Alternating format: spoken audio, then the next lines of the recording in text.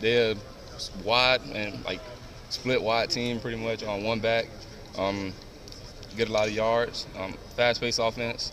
We'll start watching a little film on them today, and we're going to prepare well for them and have a good showing this coming week. You look at the schedule maybe at the beginning of the year and you think, okay, this may be an automatic W, but you look at the yards they put up on offense, and how potent is this team you're facing? Very, very, real explosive, real elusive. A lot of good players, great players all around.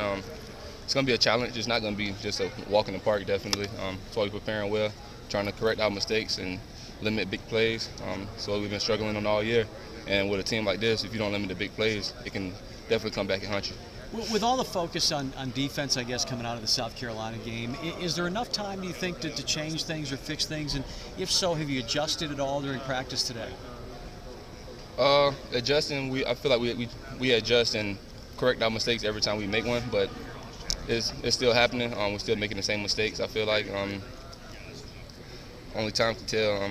Just keep getting better, keep working to get better every day, and try to limit those mistakes and limit those big plays. You've been around here long enough now, and you're looked at as a leader on this defense. Is there anything you can kind of gauge or sense for how things might be improved to make this team play better defensively down the stretch?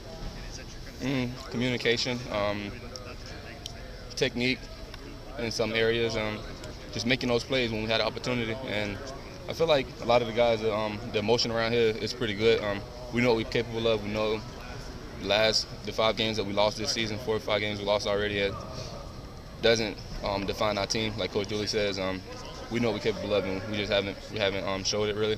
So it's not a solid feeling so much. Been able to turn the page. Yeah, I know Sunday's a tough day, but y'all been able to kind of get off the hump and get going today.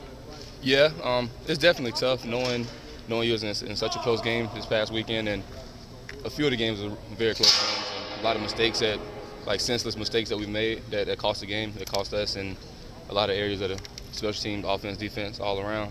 And it's tough, but we got to move on. And yeah, I feel like we getting over that hump and getting over that page and trying to move forward and get better and get ready for this week. Have y'all been able to put a finger on the slow starts, why they're happening defensively?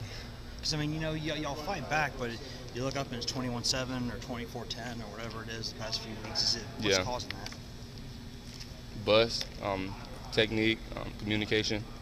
Everybody not on the same page. We're not playing our defense. What's at stake the rest? I mean, you're probably not going to play a ranked team the rest of the year now. What's at stake? What keeps you motivated for the rest of the year now? Getting our defense better, competing. We all know what we're capable of, and we just got to go out there and show it. Go out there making plays. How important is it to win these last 4 games, kind of get a winning season, maybe go to a bowl? How important would that be for this program? Very, very important.